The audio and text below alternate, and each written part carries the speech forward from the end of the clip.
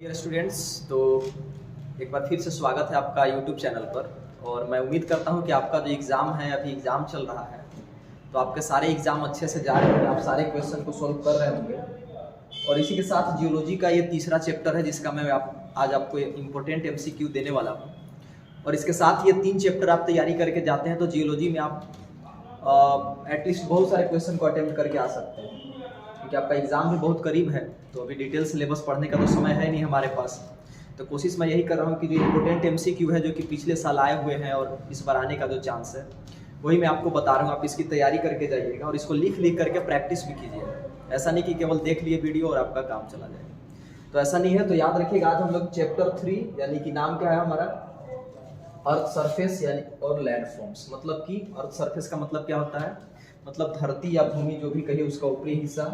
और land form का मतलब होता है भू आकृति, माने कि धरती पर जितने भी भू आकृतियां हैं उसके बारे में हम लोग जानेंगे। क्योंकि आपको, अगर आप अपने जहाँ रहते हैं उसके अगल बगल अगर देखें तो बहुत तरह की भू आकृतियां आपको मिलती होंगी और उसके बारे में आप जानते भी होंगे। लेकिन आज के इस वीडियो के बाद आपको पता चलेगा कि हम जितना जानते हैं उसके अलावा भी बहुत सारी भू आकृतियाँ, लैंड फॉर्म ऐसे होते हैं जिसके बारे में आपने कभी सुना भी नहीं होगा। क्योंकि हमारा जो एरिया है, हमारे एरिया में रेगिस्तान तो है नहीं, तो रेगिस्तान में कुछ अलग तरह की भू आकृतियाँ बनती है। डेजर्ट में ग्लेशियर यानी कि बर्फ वाले क्षेत्र में कुछ अलग बनती है, जहाँ नदी बहता है वहाँ अलग बनती है। मतलब हर एक क्षेत्र में अलग अलग भू आकृतियाँ बनती है। लेकिन हम केवल अपने क्षेत्र के भू आकृतियों, लैंड फॉर्म के बारे में जानते हैं। जैसे आप पहाड़ देखते होंगे तो पहाड़ जानते हैं, या फिर नदी के द्वारा घाटी बना दी जाती है तो वैली यानी घाटी जानते हैं। वाटरफॉल, जल प्रपात, ये सब क्या है, ये सब कुछ भू आकृतियाँ हैं। मतलब धरती पर पाई जाने वाली कुछ यूनिक आकृतियाँ हैं जिसका निर्माण नेचर ने किया है। तो इसी तरह के और भी कई भू आकृतियाँ हैं जिसके बारे में आज हम लोग चर्चा करेंगे, लेकिन एक एमसीक्यू के तौर पे करेंगे। डिटेल्ड वीडियो मैं आपको दूंगा, लेकिन अभी आपको एग्जाम पॉइंट ऑफ व्यू से आपको मैं कोशिश करता हूँ कि जो इम्पोर्टेंट क्वेश्चन आने वाला है उसी के बेसिस पे मैं आपको सारे एमसीक्यू करा दूँगा। हम लोग अपने क्वेश्चन को स्टार्ट करते हैं और एक कर से सारे क्वेश्चन को देखेंगे कि भाई क्या है, कैसे है। देखिए, अब यहाँ पे जो आपका पहला क्वेश्चन दिख रहा होगा कि लैंड फॉर्म में जो सबसे पहला आपको देखना होगा कि भाई कितने तरह के हो सकते हैं। तो देखिए, सबसे पहला अगर एक रफ आइडिया अगर आपको मैं दे दूं तो उसमें आपको ये पता चलेगा कि लैंड फॉर्म मेनली देखिए बनाया जाता है बहते हुए नदियों के द्वारा, यानी कि नदी के द्वारा बनाए गए लैंड फॉर्म भू आकृतियाँ। दूसरा आप पढ़ सकते हैं, नदी के बाद आप ये पढ़ सकते हैं कि भाई रेगिस्तानी क्षेत्र में पाया जाने वाला लैंड फॉर्म, इसको क्या बोलते हैं। या फिर तीसरा आप पढ़ सकते हैं इसी के साथ साथ कि तटीय क्षेत्रों में, तटीय क्षेत्र मतलब जो समुद्र के किनारे किनारे के जो क्षेत्र होते हैं, समुद्री एरिया में भी कई अलग तरह के जो है कि लैंड फॉर्म बनते हैं। जैसे आप अक्सर घूमने जाते होंगे, गोवा वाले बीच पे घूमने गए होंगे या कहीं और समुद्र के किनारे एंजॉय किए होंगे, तो वहाँ पे बीच वगैरह जो बना वो क्या है, तो वो भी एक तरह का लैंड फॉर्म है। वो कैसे बना आपको इस चैप्टर में जानना है, पढ़ना है। ये तटीय हो गया, यानी कि समुद्री इलाके में ये लैंड फॉर्म बनता है, ये भू आकृतियाँ मिलती है। उसके बाद आपको मिलेगा चौथा नंबर रेगिस्तानी। सबका इंग्लिश भी बताऊंगा तो आपको टेंशन लेने का जरूरत नहीं है। रेगिस्तानी क्षेत्र में बनने वाले। और पांचवा जो कि आपको पढ़ना है हिमानी क्षेत्र में। हिमानी क्षेत्र में जहाँ ग्लेशियर का क्षेत्र है, जहाँ पे बर्फ के पहाड़ ही पहाड़, केवल बर्फ ही बर्फ वहाँ मिलते हैं, तो वहाँ भी कई तरह के लैंड फॉर्म आपको मिलते हैं। ये आपको रफ आइडिया मैंने दे दिया कि इतना ही तरह के लैंड फॉर्म होते हैं मेनली, और इसी से क्वेश्चन आपको पूछेगा और आपको बता देना है। आखिर आपको सवाल पूछेगा क्या, सवाल में आपको दे देगा कि मान लीजिए कि कोई एक लैंड फॉर्म है, जैसे वैली, वैली मतलब घाटी, तो पूछेगा कि ये किस प्रकार का लैंड फॉर्म है, आखिर इसका निर्माण कहाँ होता है। तो आपको पता है कि नदी बहते हुए जो है कि अपना ये बनाता है, तो ये नदी के द्वारा बनाया गया है। इसको बोलते हैं नदीय भू आकृति, यानी कि नदी के द्वारा बनाया गया है। वहीं फिर आपसे कोई पूछ दे कि भाई बीच, बीच क्या है, बीच किस तरह का लैंड फॉर्म है, किस तरह का भू आकृति है, तो आपको बोलना होगा कि यह एक प्रकार का तटीय, यानी कि इंग्लिश में बोले तो कोस्टल लैंड फॉर्म है। तो इस तरह से आपको सवाल पूछा जाएगा। इधर भी बहुत तरह के लैंड फॉर्म मिलते हैं, सबके बारे में एक एक करके हम लोग जानेंगे, पढ़ेंगे। लेकिन उसके बाद चलिए हम लोग अब देखते हैं क्वेश्चन पे आते हैं। ये 5 ही टॉपिक से आपको सारा क्वेश्चन निकल के आएगा और उसी से जो है कि आपको बताना है। तो चलिए देखते हैं हम लोग अपना क्वेश्चन को। तो देखिए, हमारा जो पहला क्वेश्चन है भाई कि हाँ, यहाँ पे आप ध्यान से देखिएगा स्क्रीन पे और साथ ही इसको नोट्स करते चलिएगा ताकि आपको रिवीजन करते समय कोई दिक्कत ना हो। जैसे देखिए यहाँ पे लिखा हुआ है फ्लूवियल यानी कि रिवरीन लैंडफॉर्म, मतलब कि एक ऐसा लैंडफॉर्म, इसको मैंने पहले भी आपको बताया था कि एक ऐसा लैंडफॉर्म या भू आकृति जिस पर नदी का प्रभाव हो, नदी के कारण वो बनता हो, तो उसी को हम लोग बोलते हैं नदीय। इसको क्या बोलते हैं? नदीय भू आकृतियां, या इंग्लिश में बोलते हैं फ्लूवियल या रिवरीन लैंडफॉर्म। अब देखिए कोई भी लैंडफॉर्म अगर बने तो लैंडफॉर्म भू आकृति दो ही तरह से बन सकते हैं। पहला तरीका क्या है? पहला तरीका है इरोजनल, यानी इरोजन से बन सकता है। देखिएगा आपको कहीं भी मिलेगा तो पहला इरोजनल मिलेगा और जो दूसरा मिलेगा आपको डिपोजिशनल मिलेगा। तो इरोजन का मतलब क्या होता है? इरोजन का मतलब होता है कटाव, यानी कि मिट्टी के कटने से भी कुछ तरह के लैंडफॉर्म बन जाते हैं, भू आकृतियां बन जाती हैं। और जो दूसरा है वह हो सकता है आपका डिपोजिशनल, मतलब वो कटा हुआ जो मिट्टी है उसको कहीं ले जा करके अगर जमा कर दिए तो जमा करने से, एक जगह जमा होने से क्या बांध बन जाता है, या कई तरह के झील का ये मैंने इस तरह का कई तरह के लैंडफॉर्म जो है कि बनते हैं। तो मेनली दो तरह के ही लैंडफॉर्म मिलेंगे। पहला क्या? इरोजनल। इरोजनल माने अपर्दन हो गया, अपर्दित भू आकृतियां, इसको हिंदी में बोलते हैं अपर्दित भू आकृतियां। और इसको बोलते हैं इसका अपक्षयित, यानी कि कहीं पे जाकर के उसको जमा कर दिया। हाँ, तो ये दो तरह के ही मिलेंगे। पांचों के पांचों टॉपिक में आपको मेनली दो तरह के भू आकृतियां देखने को मिलेंगी। तो चलिए एक एक करके हम लोग सबको पढ़ते हैं। तो देखिए नदी के कटाव से कई प्रकार के लैंडफॉर्म यानी भू आकृतियां बनते हैं जो निम्नलिखित हैं। अब देखिए सवाल आपसे पूछेगा, क्या ध्यान से इसको देखिएगा। आपसे नाम ले जाए कि भैया आपने वाटरफॉल देखी है। वाटरफॉल का मतलब क्या होता है? इसका मतलब होता है जलप्रपात। आप कई बार गए होंगे टूर पे तो जलप्रपात, वाटरफॉल घूमे होंगे, तो आखिर आपके मन में सवाल आना चाहिए था कि वाटरफॉल किसके द्वारा बनाया गया। तो देखिए ये वाटरफॉल का जो निर्माण है आपको अगर बताया जाए तो बहते हुए नदी के कारण ही होता है। वाटरफॉल और क्या होता है? जब कोई नदी बह रहा है या जल स्रोत बह रहा है और एकाएक उसको स्टीप मतलब कि नीचे गिरना पड़े तो उसी को वाटरफॉल आप कह देते हैं। किसी का ऊंचाई 80 फीट, किसी का ऊंचाई 90 फीट, तो इस तरह का होता है।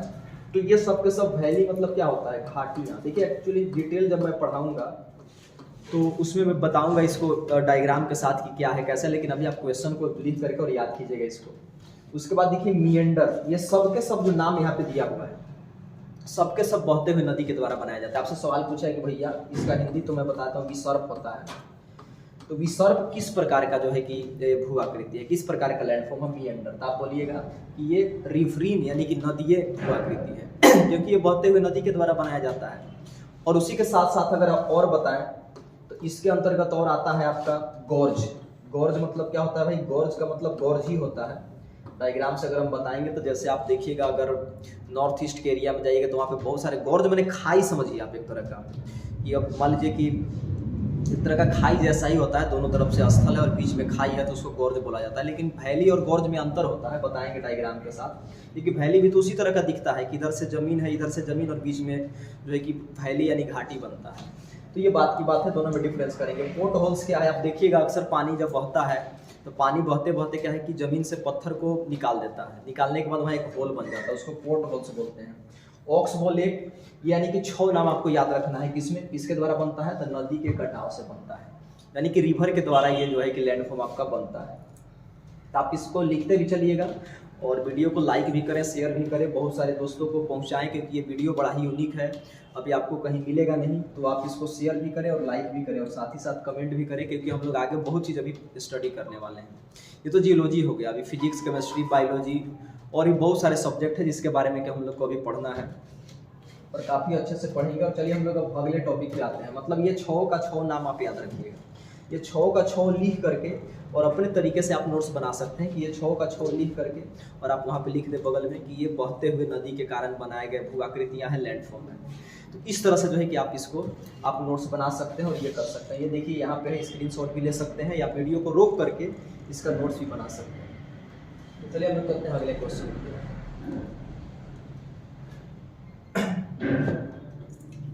अगले क्वेश्चन में हम लोग आएंगे। तो हाँ देखिए, अब देखिए वो जो था कि नदी के बहाव के कारण कटने से, यानी कि ये जो नाम लिखा हुआ था यहाँ पे सारा, ये जो था इरोजनल यानी कि कटाव से जो बना है। इरोजनल मतलब कि नदी बहते बहते मिट्टी को काट करके ये इतने तरह की आकृतियां बना सकती है। लेकिन हो सकता है कि नदी अपने साथ लाए गए मटेरियल्स को कहीं जमा करे तो भी भू आकृति बने, उसको बोलते हैं डिपोजिशनल, डिपोजिशनल लैंडफॉर्म। डिपोजिशनल का मतलब आप कह सकते हैं कि उसको जमा करने से लाए गए पदार्थ को एक जगह जमा करने से, निक्षेपित कर देने से क्या क्या बन सकता है। तो देखिए उसमें आपका बन सकता है फ्लड प्लेन। देखिए पहला जो है फ्लड प्लेन मतलब होता है बाढ़ मैदान। ये क्या होता है, किस तरह का होता है, आप इसको देख सकते हैं, लेकिन अभी मैं डायग्राम नहीं दिखा सकता।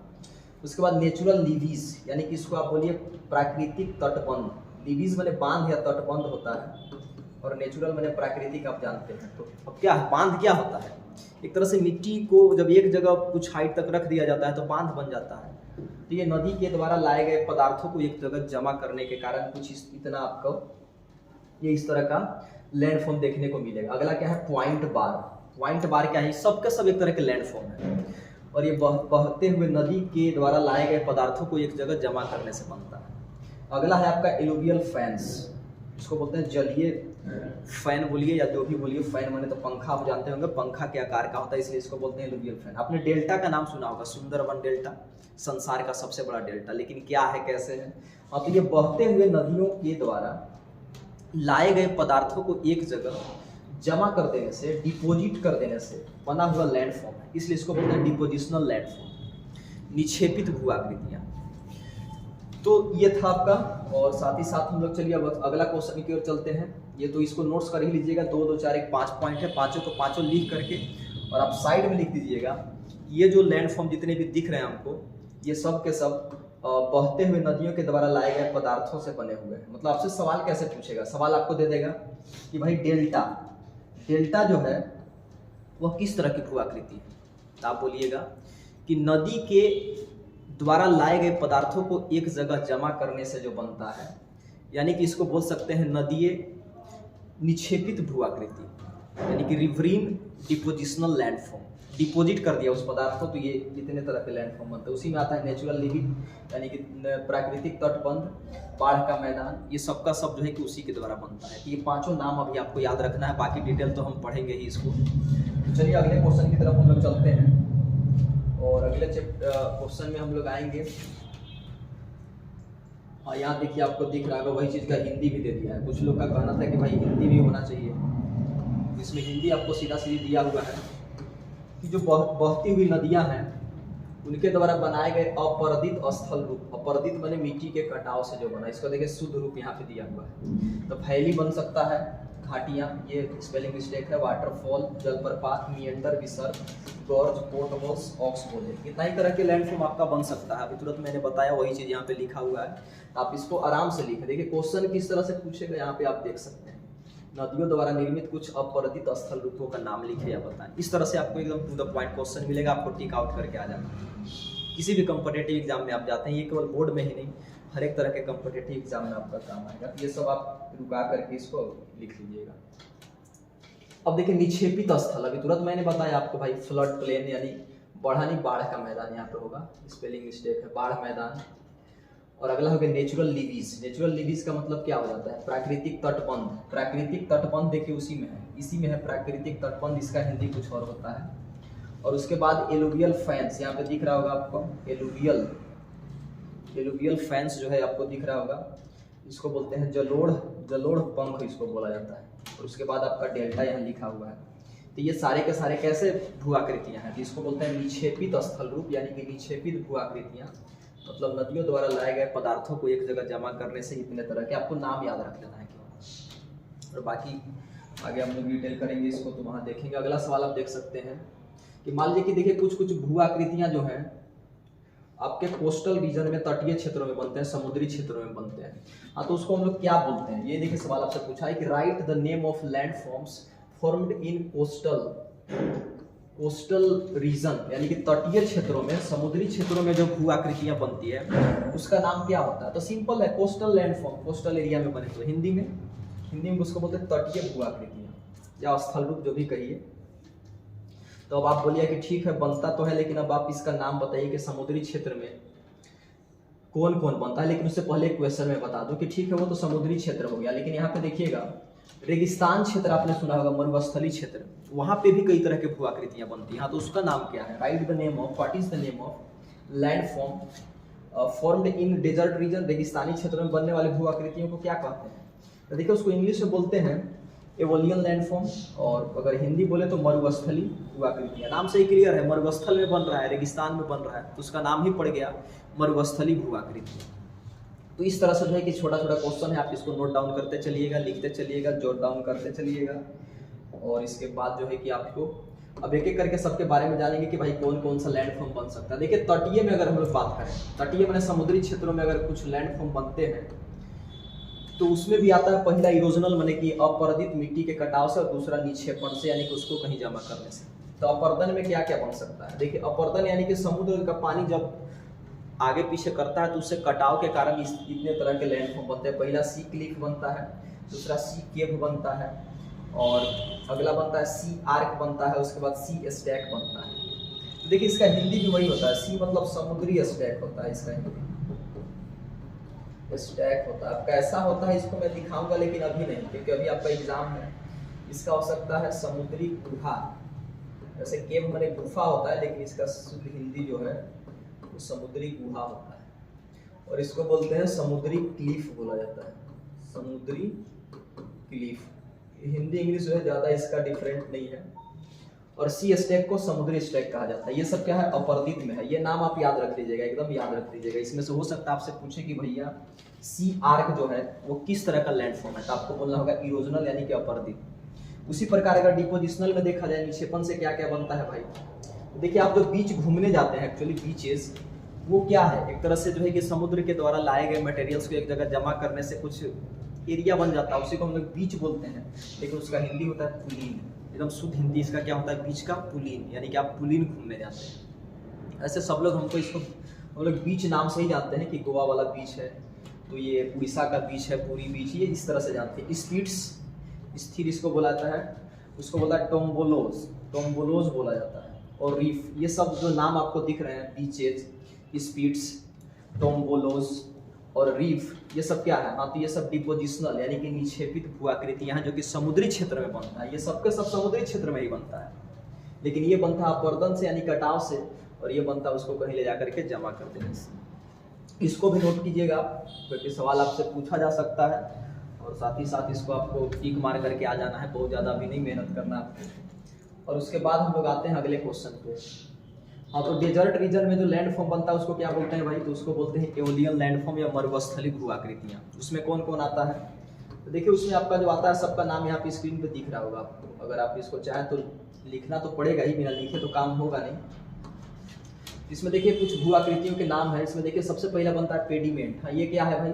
ये रेगिस्तानी इलाकों में बनने वाला एक भूआकृति है, सबका बस नाम जानिए। डिफ्लेशन होलो, अपवाहन गर्भ, इस तरह का नाम है। केव्स मतलब गुहा।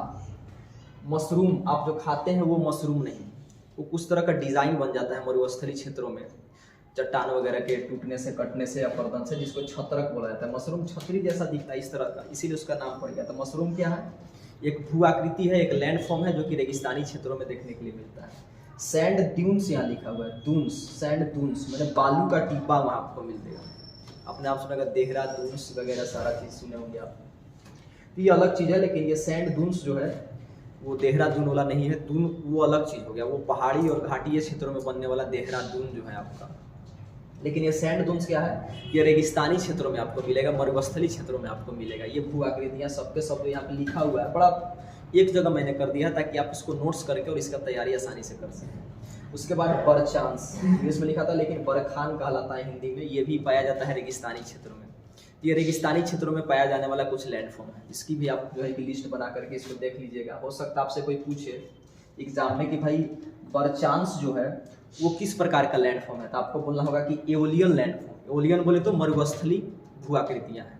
ये आप टिक मार के आ सकते हैं, लेकिन ये सब नाम याद रहे तब टिक मार के आ सकते हैं। और उसी के बाद जो है कि अगला क्वेश्चन पे हम लोग आते हैं। हाँ देखिए यहाँ पे ग्लेशियल क्षेत्र में भी कुछ लैंडफॉर्म बनते हैं। ग्लेशियल माने हिमनद, जहाँ बर्फ के पहाड़ मिलते हैं बड़े बड़े। आप जानते हैं भाई ग्लेशियर क्या है? ग्लेशियर के पिघलने से हमारा जो है पृथ्वी खतरे में आ सकता है, इतना पानी है ग्लेशियर में। अगर महासागर के बाद अगर कहीं सबसे ज़्यादा जल अगर है तो वो ग्लेशियर में ही छुपा हुआ है। आपको मैंने पढ़ाया भी था केमिस्ट्री में।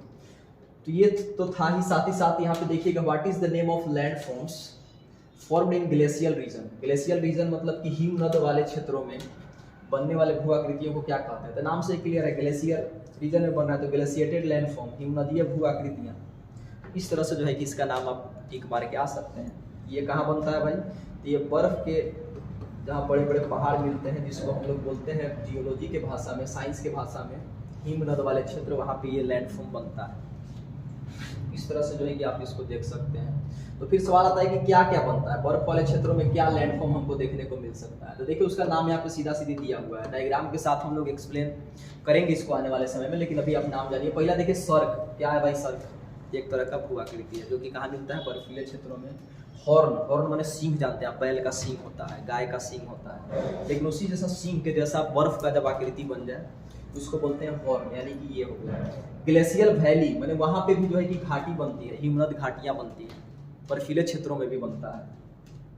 टर्मिनल मोरेन, ये क्या है भाई? तो देखिए मोरेन भी एक तरह का है, लेकिन अभी आपको बता नहीं सकता डायग्राम के साथ। एस्कर्स, आउटवास प्लेन माने हिमानी धौत मैदान, वहाँ पे भी मैदान फील्ड बनता है, प्लेन बनता है वहाँ पे बर्फीले क्षेत्रों में भी, जिसको बोलते हैं आउटवास प्लेन्स, यानी कि हिमानी धौत मैदान। और उसके बाद जो लास्ट है आपका वो है ड्रमलिन। ड्रमलिन आपसे पूछेगा क्वेश्चन, किस तरह से पूछेगा आप टेंशन में होंगे। तो क्वेश्चन आपसे पूछेगा कि भाई आप बताइए कि ड्रमलिन्स जो है किस प्रकार का लैंडफॉर्म है। तो आप बोलिएगा कि यह ग्लेशिएटेड लैंडफॉर्म है, यानी कि हिमनदीय क्षेत्रों में पाया जाने वाला एक भू आकृति है। या फिर आपसे सवाल पूछे कि एस्कर, एस्कर जो है किस प्रकार की जो है कि भू आकृति, इसका हिंदी भी एस्कर ही होता है। तो आपको बोलना होगा कि देखिए यह एक ऐसा भू आकृति यानी लैंडफॉर्म है जो कि बर्फीले यानी हिमानी क्षेत्रों में पाया जाता है, ग्लेशियल रीजन में पाया जाता है। यही सर आपका क्वेश्चन आपसे पूछा जाएगा, लेकिन आप इसको नोट्स कीजिएगा और नोट्स करके इसको रिवाइज कीजिएगा यार, ऐसे जो है कि काम तो होगा नहीं। सारा का सारा नोट्स कर लीजिएगा और इसको लिख करके आप प्रैक्टिस करके जाइएगा, सारा क्वेश्चन आपसे बनेगा। उसके बाद अगर हम लोग देखें, अब ये इजी क्वेश्चन है, यहाँ पे आप देख सकते हैं बहुत इजी क्वेश्चन है, इसको आप हो सकता है कभी देखे भी होंगे। कि मान लीजिए कि what is the name of the phenomenon in which rocks are degraded in situ. देखिए एक नया शब्द है, इन सीटू का मतलब क्या होता है? अपने ही स्थान पर, जहाँ पे चट्टान है वहीं पे वो टूट जाए, ऐसा नहीं कि कहीं आगे जाके टूटे। तो चट्टानों का अपने जगह पर ही, जैसे चट्टानों का स्व स्थान है, मतलब अपने स्थान पर अपघटन यानी टूटना, वो क्या कहलाता है? हाँ, तो उसको बोलते हैं वेदरिंग यानी अपक्षय बोला जाता है। अपक्षय क्या है भाई? तो चट्टान जहाँ पे है वहीं पे हीट के कारण, टेम्परेचर के कारण या अन्य फैक्टर के कारण अपने स्थान पर ही टूट जाना क्या कहलाता है? तो अपक्षय कहलाता है, वेदरिंग कहलाता है। ये तो बड़ा इजी क्वेश्चन है, आपने जियोग्राफी में भी पढ़ा होगा। अगला क्वेश्चन है कि what is the name of phenomenon in which rocks particles are transported by wind and water. मतलब उस फेनोमेनन घटना का नाम बताइए जिसमें तो रॉक अपने जगह पे टूटा, लेकिन टूट कर रॉक एक जगह से दूसरे जगह ट्रांसपोर्ट होकर के चला गया, माने किसी पानी के द्वारा चला गया, हवा के द्वारा, या किसी, इसको क्या, तो याद रखिएगा इस घटना को बोलते हैं इरोजन, या अपर्दन हो गया उसका, एक जगह से दूसरे जगह चला गया कट करके, तो इसको बोलेंगे अपर्दन यानी इरोजन। लेकिन इन सीटू यानी कि अपने स्थान पर ही वो टूट के वहीं रह जाए, तो इसको क्या बोलते हैं? वेदरिंग यानी अपक्षय बोलते हैं। तो अक्सर लोग क्या करते हैं कि अपक्षय और अपरदन को एक ही मान लेते हैं, लेकिन ऐसा नहीं है, दोनों डिफरेंट चीज़ है, दोनों अलग अलग चीज़ है। आप इस दोनों क्वेश्चन को लिखिएगा और लिख करके इसको प्रैक्टिस कीजिएगा। और बाकी अब हमारा क्वेश्चन जो है कि लास्ट ही करेगा।